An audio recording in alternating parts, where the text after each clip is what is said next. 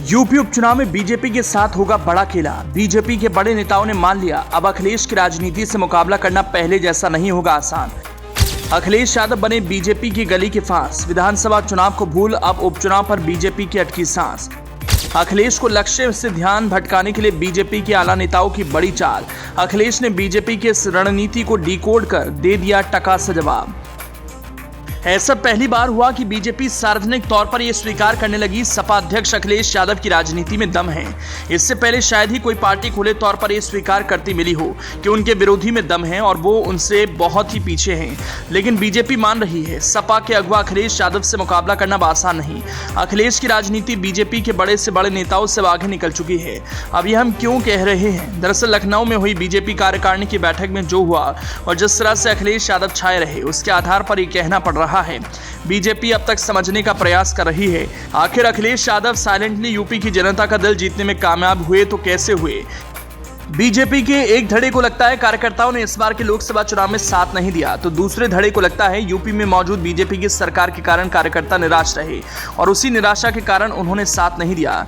लेकिन सबसे चौंकाने वाली बात को यूपी बीजेपी अध्यक्ष भूपेंद्र चौधरी ने कही। उनके बयान को सुनेंगे तो यही कहेंगे, ये इन्होंने ऐसा कहा तो क्यों कहा? क्या इन्हें लगा अगर अखिलेश की राजनीति के साथ इनका जुड़ाव बना रहेगा तो फिर यूपी में बीजेपी की राजनीति के लिए मुश्किल आगे भी रहने वाली है।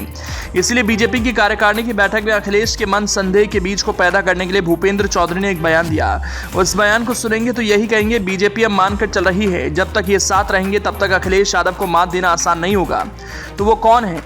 अखिलेश की राजनीति के साथ ऐसा कौन जुड़ गया जिससे बीजेपी को टेंशन होने लगी? बीजेपी मानकर चल रही है, लोकसभा चुनाव में मिला झटका विधानसभा उपचुनाव में भी जारी रहेगा।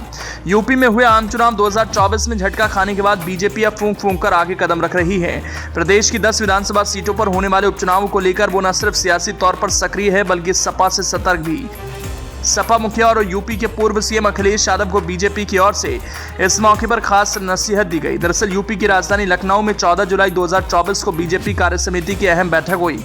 बीजेपी की मीटिंग में सीएम योगी आदित्यनाथ से लेकर बीजेपी चीफ जेपी नड्डा समेत बड़े नेता थे। ऐसा बताया गया, बीजेपी की इस मीटिंग में सपा प्रमुख अखिलेश यादव का नाम खूब लिया गया। UP BJP chief Bhupendra Chaudhary ने इस दौरान सपा अध्यक्ष अखिलेश यादव का नाम लेकर नसीहत दी। भूपेंद्र सिंह ने अखिलेश यादव को आगाह करते हुए कहा कि समाजवादी पार्टी कांग्रेस से सावधान रहे। यूपी बीजेपी के प्रमुख भूपेंद्र सिंह बोले, मैं आपको सावधान कर रहा हूं, आप सावधान रहें, कांग्रेस भस्मासुर है।